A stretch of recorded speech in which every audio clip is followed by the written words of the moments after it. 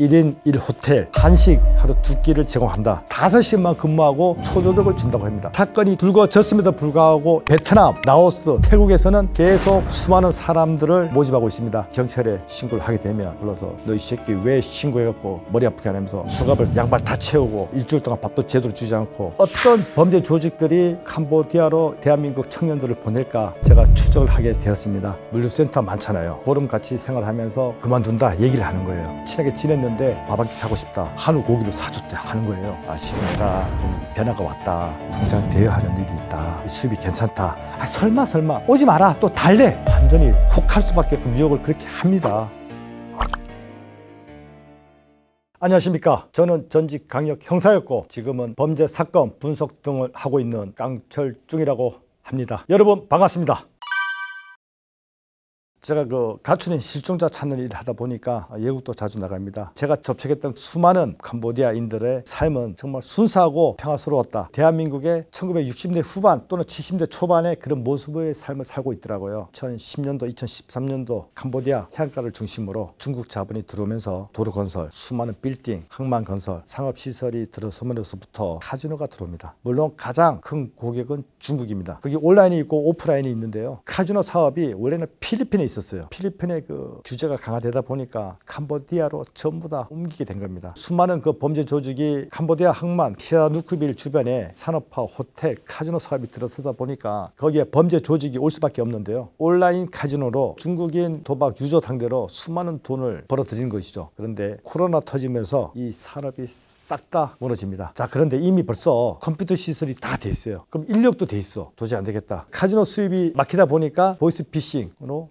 전환이 된 것이죠. 그래서 이때부터 이 범죄가 더 크게 번지기 시작했고요. 정부에서는 1,000명, 2,000명 얘기하고 있는데요. 제가 파악한 인원수는 한 15,000명 되지 않을까 예상하고 있습니다.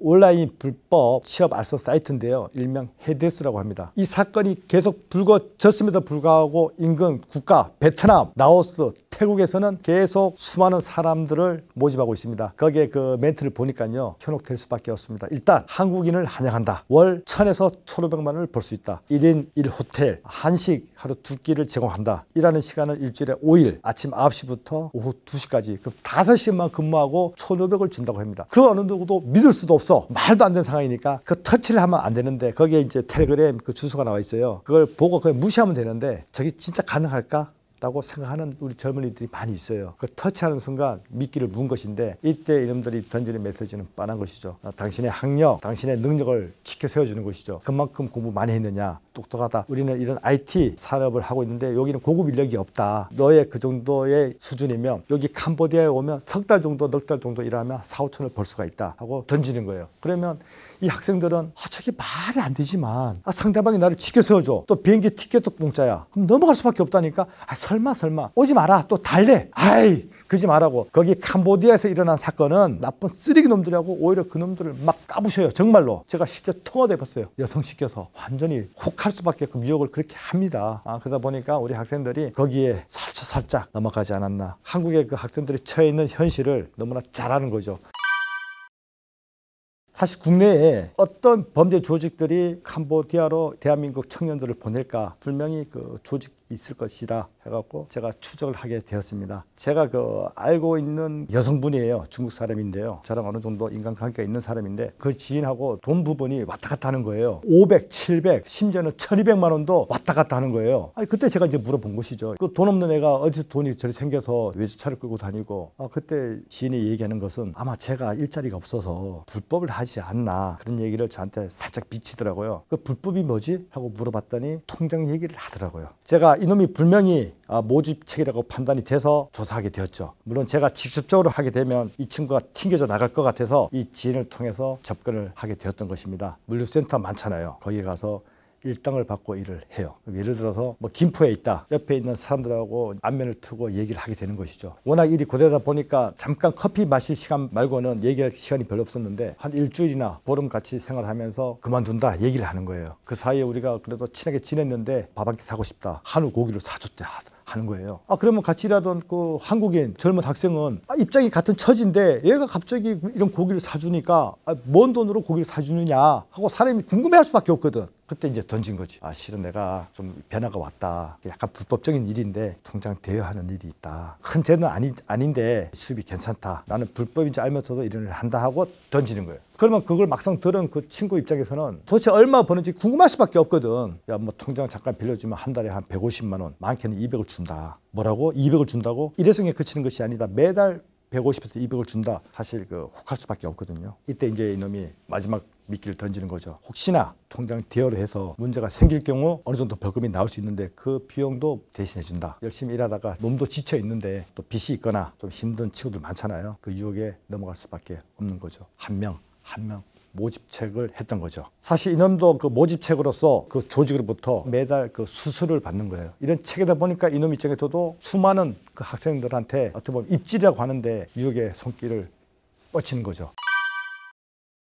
이 숨진 박 씨가 대포 통장을 대여해 준 거예요. 캄보디아 갔는데 한국에 있는 그 대포 통장이 잠겼다. 돈이 인출이 되지 않았던 거예요. 이 마약을 강제로 마시게 하면서 너가 불어라. 너가 한국에 있을 때 비밀번호를 네가 스스로가 바꾼 거 아니냐 해서 비밀번호를 대든지 아니면 네가 돈을 물어내라 해갖고 그 부모한테까지 전화를 한 것이에요. 그러니까 강제로 마약을 흡입하게 했고 그게 어떻게 보면 그놈들의 치조 과정인데 마약을 흡입하게 했음에도 불구하고 얘가 더 이상 나올 말이 없으니까 이때부터 그 주범이죠. 리강호입니다. 온갖 욕설로 주먹으로 때리고 발로 걷어차고 몽둥이로 패고 그 고문이 얼마나 심했으면 뼈조각이 보일 정도로 갑니다. 그래서 결국 쓸모없게 되자 보코산 단지 주변에 있는 다른 조직한테 한국 돈 한 1,000만 원 정도에 팔아넘긴 것이죠. 그 과정에서 그 박 씨가 차 안에서 숨지게 되면서 이 사건이 어떻게 보면 수면 위로 올라오게 된 것이라고 저는 보거든요. 박 씨 죽음으로 인해서 과연 한국에 모집책이 누가 있는가 경찰에서는 수사에 돌입을 했어요. 그때 이 제보한 사람이 일반 개인이거든요. 마약 영상과 리강호에 대한 실체가 좀 밝혀졌고 개인이 경찰한테도 모집책 이적사항을 저는 일러준 것으로 알고 있습니다. 캄보디아에 범죄 단지가 많은데요. 여기는 태자 단지입니다. 보통 이놈들의 그 조직 체계가 총책, 일명 제가 수계라고 말씀드릴게요. 피라미드식으로 쭉쭉쭉 내려와 있는데요. 그 현장에서 박 씨를 차에 싣고 가던 중국인 범죄 조직 3명. 물론 현장에선 2명이 검거됐고 은신처에서 1명이 체포돼서 3명이 체포가 되었습니다. 그 3명의 중국인들은 실제 박 씨를 살해할 때 폭행을 가한 인물들은 아니에요. 단순 조직원들이에요. 그 위에 바로 이 조선족 중국인 범죄자들이죠. 리강호랑 일명 닭기란 놈, 올해 41세, 한 1m 75 정도의 마른 체경인데요. 이름까지 어느 정도 지금 밝혀졌습니다. 보이지 않는 곳에서 범죄자를 추적하고 있는 일명 천마라는 친구가 그놈의 인적사항을 찾아내었습니다. 아마 수사기관에서도 그놈을 쫓고 있을 겁니다. 리강호는요, 2년 전이죠. 당시 한국이 들썩거렸는데요. 서울 대치동 학원가에서 음료에다가 필로폰을 섞어서 정신 집중력 강화에 좋다면서 나눠줬어요. 이것도 그 주범이 리강호입니다. 근데 리강호는 이미 그 전에 중국에서 마약 밀매업으로 이미 적색 수배가 내려진 상태죠. 그 공범들은 이미 체포가 되어서 사형 선고 받았고요. 리강호 역시 현재 중국에서는 적세 수배 인물입니다. 자, 이런 조직 체계인데요. 이 체계 메뉴의 수계는 바로 하이종이라고 그 중국인인데요. 초등학교도 나오지 못하고 13세 그때부터 중국에서 보이스피싱을 했다고 합니다. 아주 어린 나이죠. 현재 26살인데요. 캄보디아 온 지는 얼마 안 됐어요. 다른 지역에서 다른 나라에서 범죄를 저질렀는데 보이스피싱으로 벌어들인 금액이 한 1,400억 정도 되지 않나. 이 어린 나이에 돈이 그렇게 많다 보니까 그놈 말을 들을 수밖에 없는 것이죠. 현재 도주 중인 것으로 알고 있습니다. 지금 현재 캄보디아에는 수많은 범죄 단지가 이제 언론에는 50여 군데라고 지금 밝혀졌는데요. 그런 범죄자들이 마음껏 범죄 행위를 한다. 국가기관, 정부기관 도움 없이는 절대 불가능하다고 저는 봅니다. 왜 그러냐면 성벽도 높이 쌓여져 있고 출입문도 완전히 봉쇄가 되어 있고 한번 들어가면 나오지를 못해요. 이 범죄의 수계 프린스 그룹의 회장 천지입니다. 올해 38살인데요. 2010년도에 중국에서 캄보디아로 들어와요. 처음에는 그 조그만 인터넷 카페 그런 사업을 하게 되었는데 한 3년 4년 그 사업을 하다가 무르발식으로 사업을 확정을 해요. 부동산, 금융 이런 일을 하게 되면서 정재계 인맥을 동원하게 되는 거예요. 훈센 총리 거기 고문으로 있어요. 심지어는 그 아들 훈센 마넷이라고 그 장남이 총리로 임명되었는데 역시 여기에도 천지가 고문 자리로 있어요. 수많은 정재계 인사들한테 로비를 했고 비자금이죠. 심지어는 3년 전에 열렸던 아세안 정상회의에서 천지가 각 정상들에게 3,000만 원 상당의 고급 시계를 선물로 줍니다. 그럼 훈센이 이 천재가 얼마나 이쁘겠어요, 그죠? 왜 수많은 비자금을 받을 것이고 이런 유착관계가 있는 것은 명백한 사실이에요. 이미 3, 4년 전부터 미국, 영국 등지에서는 온라인 사기 범죄의 수계로 보고 쫓고 있었어요. 무려 그 비트코인에서는 21조, 미국에서는 압류를 걸었고 영국에서는 현금 자산 무려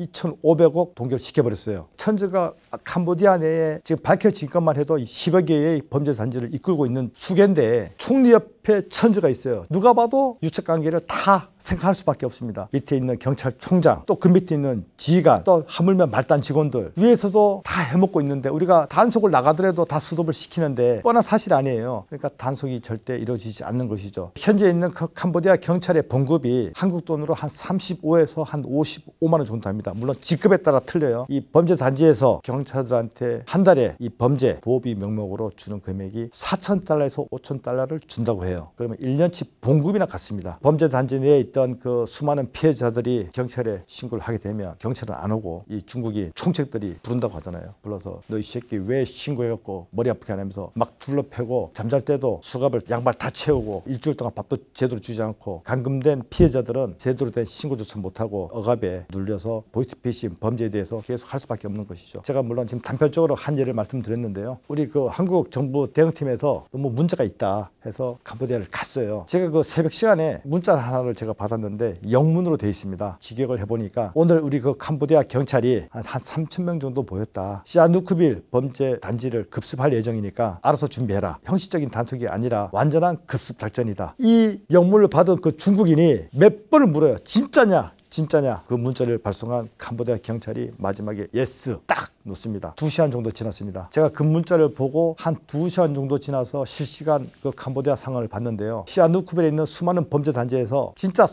수만 명이 몰려 나와요. 수백 대의 버스와 승합차들, 거기는 범죄 조직들, 또 아무것도 모르고 그 어떻게 보면 피해자들이죠. 서로 엉킨 상태에서 차를 타고 어디로 가는 그런 영상을 제가 직접 보았습니다. 경찰의 도움이 없이는 범죄 단지에서 그 수많은 수만 명이 나올 수가 절대 없는 거죠. 이때 캄보디아 군과 경찰은 시아누쿠빌로 알았습니다. 어디로 갔느냐? 푸놈펜 시내 마약 현장을 급습을 합니다. 중국인, 베트남, 캄보디아인 한 200여 명을 체포를 합니다. 뭐 쇼죠, 쇼. 뭐 무슨 쇼입니까? 한국 정부 팀도 와 있고 뭐 우리는 이렇게 불법에 대해서 단속도 한다. 그걸 보여주기식이죠. 또 최근에 다른 팀이 또 갔더라고요. 또 놀라운 사실이 밝혀졌잖아요. 박 씨의 그 시신이 안치된 곳이 불교 사원인데요. 저도 처음 알았습니다. 캄보디아인들은 사망하면 장례식 하정터라고 하죠. 하정터가 없어서 개인집에 그런 전문으로 하는 사람을 불러서 집에서 하정을 한다고 해요. 우리 그 정부팀하고 현지 경찰하고 불교 사원에 안치된 대학생 박 씨 그 하정터에 갔는데 한국인 시신 3구가 나왔습니다. 시신이 언제 들어온지도 모르고 있고 병사라고 그렇게 돼 있는 것을 보고 한국 경찰 입장에서는 범죄 의심될 만한 일은 없다고 하는데 좀 답답합니다. 22일 날도 그 캄보디아 경찰이 푸놈펜 온라인 사기 범죄 단지를 덮쳤는데요. 거기서 한국인 57명, 총 86명이 현장에서 온라인 사기 범죄로 단속을 당했거든요. 제가 그 영상을 보면서 느낀 것은 피해자는 없는 것 같아요. 보통 우리가 그 범죄 현장을 급습하면 정말 피해자는 너무 고맙고 기뻐서 눈물을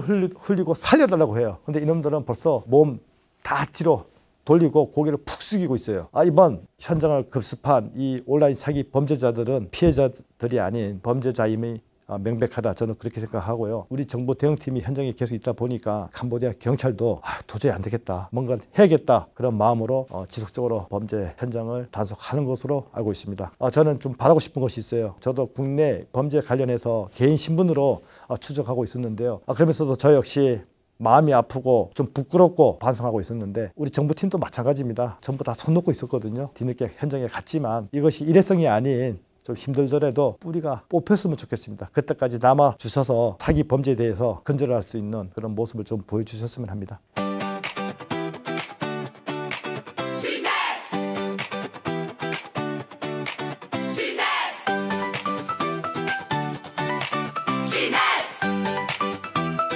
당신을 깨우는